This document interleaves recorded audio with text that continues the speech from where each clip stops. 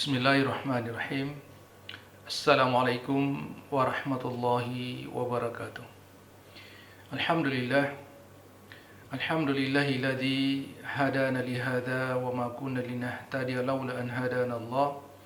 Asyhadu an la ilaha illallah wahdahu la syarika lah wa asyhadu anna Muhammadan abduhu wa rasuluh. Ya ayyuhalladzina amanu taqullaha haqqa tuqatihi wa la tamutunna illa wa antum muslimun, amma ba'd.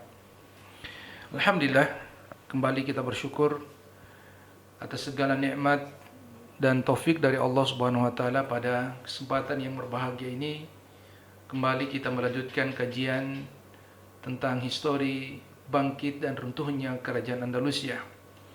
Semoga kajian ini bisa memberikan thaqafah, memberikan wawasan yang luas dan mendalam terkait dengan sejarah dari kerajaan-kerajaan Islam, agar memotivasi kita untuk tumbuhnya sahwah Islamiyah ke depan.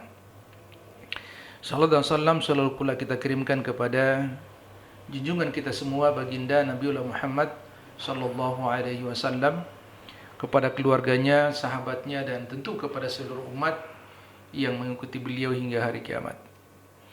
Alhamdulillah, para pemirsa, ikhwan dan akhwat sekalian, kaum muslim dan muslimah yang dimuliakan oleh Allah Subhanahu wa taala. Kajian kita malam ini masih menjelaskan awal-awal terkait dengan kerajaan Andalusia.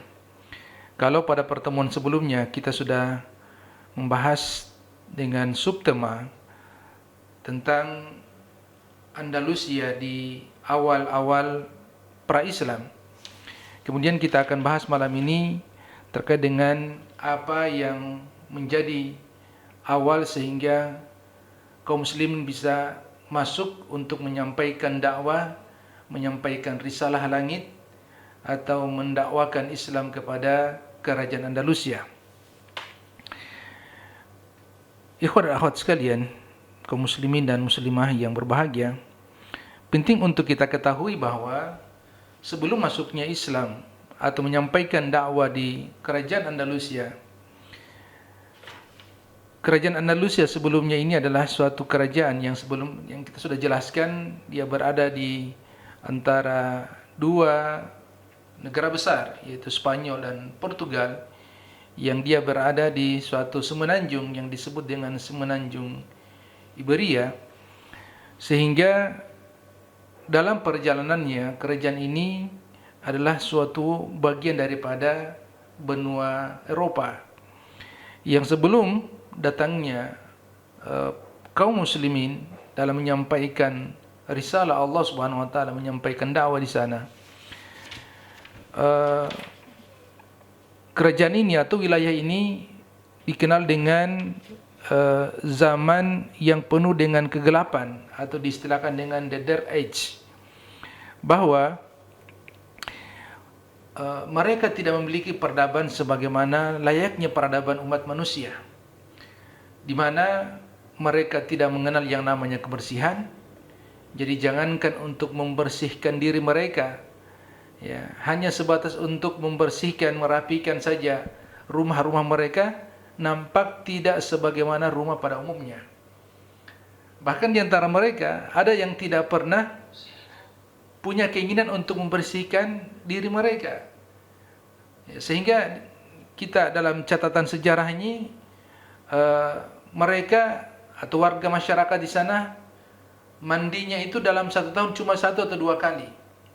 Apalagi ada suatu keyakinan bahwa semakin sedikit mereka bersentuhan dengan air, maka setidaknya itu ada suatu kemuliaan bagi keyakinan mereka. Jadi kita bisa bayangkan bagaimana suatu masyarakat yang hidup lalu kemudian tidak pernah bersentuhan dengan air, tidak pernah mereka membersihkan diri mereka, maka bisa dibayangkan bagaimana kumuhnya daripada kehidupan itu.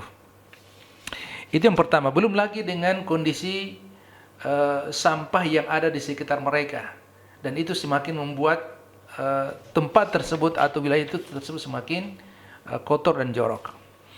Di sisi lain juga wilayah ini adalah wilayah yang memiliki keyakinan selain keyakinan-keyakinan yang tidak sepantasnya atau tidak semestinya dimiliki oleh suatu masyarakat yang notabene mereka punya peradaban tersendiri. Ada keyakinan-keyakinan animisme atau mungkin lebih layak disebut dengan ateis, di mana mereka masih mempertuhankan atau mendewakan kekuatan-kekuatan tersendiri, kekuatan-kekuatan yang ada di sekitar mereka, dan itu mereka melakukan suatu ritual-ritual ibadah tertentu yang disebut dengan istilah pagan. Makanya semakin merusak daripada kehidupan peradaban di zaman mereka. Begitu kumuhnya kehidupan mereka sebelum masuknya Islam, sehingga zaman itu disebut dengan zaman kegelapan, karena mereka benar-benar tidak memanfaatkan akal untuk mengangkat harkat dan martabat mereka. Dan kondisi seperti ini berlangsung cukup lama, sampai sebelumnya ada suatu pemerintahan kerajaan, sebut saja pemerintahan disebut dengan kerajaan Gotik. Ini kerajaan yang awal abad keempat Masehi mulai merengsek untuk masuk di wilayah tersebut. Karena kita tahu memang sebelumnya wilayah Andalusia itu berada dalam suatu semenanjung Iberia yang mana memang tidak tersentuh dengan baik oleh kerajaan sebelumnya, yaitu kerajaan Romawi. Dan semakin melemahnya kerajaan Romawi karena memiliki wilayah yang sangat luas, maka kerajaan Gotik itu mampu menguasai tanpa melakukan perlawanan yang kuat dari masyarakat yang ada di sana. Maka memerintahlah kerajaan Gotik untuk memasuki wilayah Andalusia, sampai kemudian pertempuran itu kembali terjadi. Kemudian kerajaan Romawi memperkuat kembali sistem pemerintahannya, tidak terkecuali dengan mengirim pasukan untuk mengambil alih kembali daripada wilayah tersebut. Sehingga sebelum masuknya Islam, dalam sejarah disebutkan bahwa Islam atau panglima kaum muslimin yang saat itu ingin menyampaikan dakwah atau menyampaikan Islam di sana, itu harus berhadapan dengan Raja Roderick yang sebelumnya dia merupakan kaisar dari kerajaan Romawi.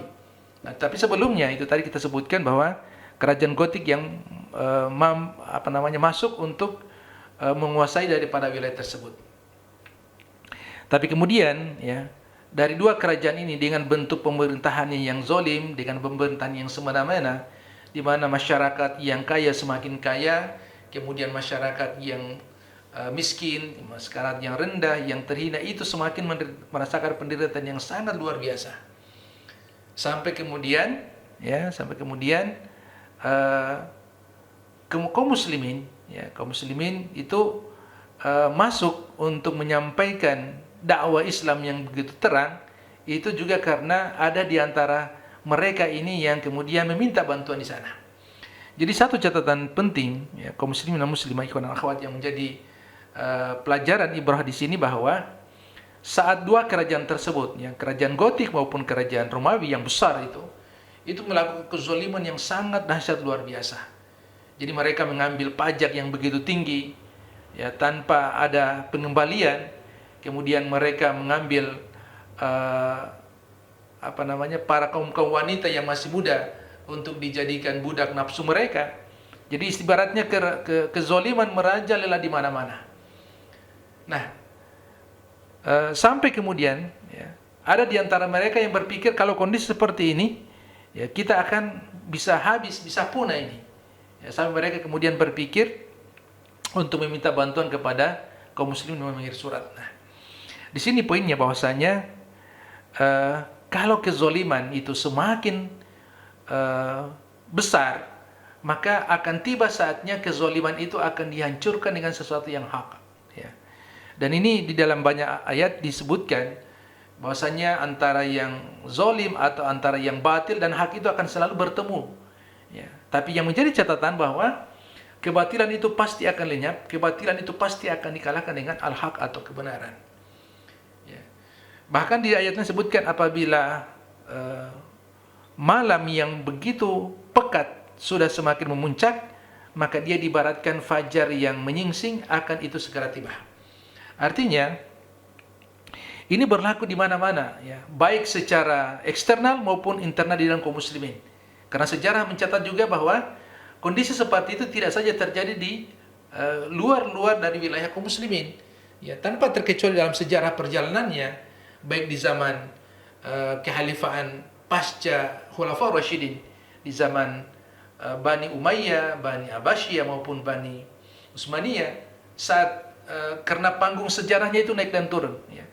Kadang-kadang dipimpin oleh raja yang adil, raja yang penuh dengan kesejahteraan, memperhatikan rakyatnya, tapi terkadang juga dipimpin oleh kehalifan tersebut dengan raja-raja yang zalim, yang berlaku semena-mena, sehingga terjadilah naik turun daripada perjalanan sejarah mereka. Sehingga dapat menjadi satu pelajaran mahal dalam pertemuan kita malam ini, bahwasanya apabila kezoliman, ya, atau kebatilan itu semakin merajalela di mana-mana, maka tinggal tunggu bom waktu saja, tinggal tunggu momentumnya saja, bahwasanya akan ada suatu pembaharu, akan ada satu gerakan perubahan yang kemudian akan melenyapkan daripada kezoliman tersebut. Ini akan menjadi catatan, ya, dan itu berlaku di mana-mana, baik di luar dunia Islam maupun di dalam dunia Islam itu sendiri. Dan ini yang menjadi catatan mahal, dan ini akan menjadi baik bersifat pribadi-pribadi kita.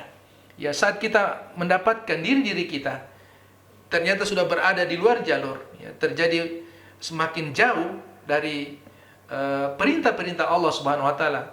Mungkin ada orang berpikir bahwa kenapa semakin dia melakukan banyak pelanggaran, terjatuh dalam kemaksiatan, terjatuh dalam suatu perbuatan-perbuatan yang dibenci oleh Allah Subhanahu wa taala, tapi kemudian di satu sisi yang lain, toh dia tetap mendapatkan banyak kenikmatan. Mungkin dia berpikir ini sesuatu kebaikan. Maka waspadalah, karena sesuatu itu sesuatu yang akan dicabut secara tiba-tiba nikmatnya dari Allah Subhanahu wa taala. Ini juga menjadi perhatian kita, bahwasanya untuk menjadi bahan renungan, kadang-kadang ada orang yang berjalan dalam kehidupannya, kemudian dia melakukan perbuatan-perbuatan yang semakin jauh dari perintah-perintah syariat agamanya, tapi kemudian dia mendapatkan nikmat juga yang berlebih, ya. Maka dalam agama kita itu dikenal dengan istidraj, ya. Maka istidraj itu kita harus berhati-hati, kita berwaspada, jangan sampai, ya, kita masih tenggelam dalam hawa nafsu kemaksiatan, kita masih berenang-renang dalam kejahatan dan kejahilian, tapi kemudian kita seketika kemudian, apakah itu dicabut nikmatnya material, atau mungkin langsung dicabut nikmat berupa kehidupan dari Allah Subhanahu wa taala. Ya, sebagaimana pelajaran dari kerajaan Gotik dan kerajaan Romawi tadi, bahasanya mereka berbuat zolim, ya, menyengsarakan rakyatnya, kemudian mengambil pajak sesuka hati mereka. Lalu kemudian mereka ada di antara mereka berpikir, kalau begini, ya, kita tidak bisa berbuat apa-apa kecuali meminta tolong dari mereka-mereka yang bersurban. Ya, dalam hal ini adalah kaum muslimin. Maka benar, ya, dalam perjalanannya pada saat kaum muslimin khalifah waktu dipimpin oleh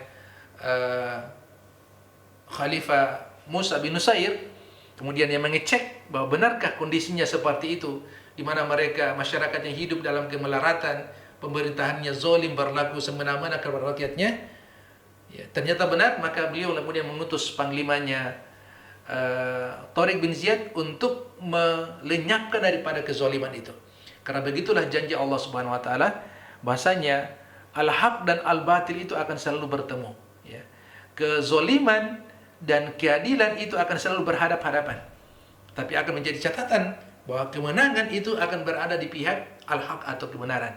Kemenangan itu akan selalu berada di pihak keadilan dan kesejahteraan. Maka ini menjadi catatannya, termasuk dalam pribadi kita, untuk tidak semena-mena berlaku zalim terhadap diri kita juga, ya, karena diri kita masing-masing punya hak, sehingga kita berlaku adil, sehingga Allah senantiasa akan memberikan nikmatnya sebagaimana janji Allah Subhanahu wa taala, la in syakartum la azidannakum wa la in kafartum inna adzabi lasyadid. Kalau selalu kita menjaga nikmat-nikmat Allah Subhanahu wa taala, ya, baik secara internal dalam diri kita maupun apa yang ada di lingkungan kita, maupun secara eksternal saat kita mendapatkan amanah-amanah itu, maka bukan hal yang mustahil untuk Allah selalu memberikan nikmat itu atau terjaga nikmat itu pada diri kita. Ini pesan yang kedua atau pelajaran kedua yang bisa kita ambil dalam pembahasan materi bangkit dan runtuhnya kerajaan Andalusia sebelum Islam datang. Karena sebelumnya Andalusia berada dalam suatu ibaratnya kehidupan yang begitu pekat, ya, kezoliman yang begitu luar biasa. Ya. Begitulah diri kita, ya, saat mungkin terjatuh dalam berbagai macam perbuatan-perbuatan yang buruk, lalu kemudian kita tidak berupaya untuk memperbaikinya, maka hati-hati. Pertama, kita akan terjatuh dalam suatu keadaan istidraj, atau yang kedua, ya, kemudian Allah Subhanahu wa taala akan mencabut nikmat tersebut. Maka semoga dari dua pelajaran ini, ya, semakin akan membukakan mata kita bahwasanya sehebat apapun hari ini kita, baik dari sisi harta kita, dari sisi kekuasaan kita, ada yang lebih berkuasa, yaitu Allah Subhanahu wa taala. Kekuasaan yang hari ini hanyalah titipan.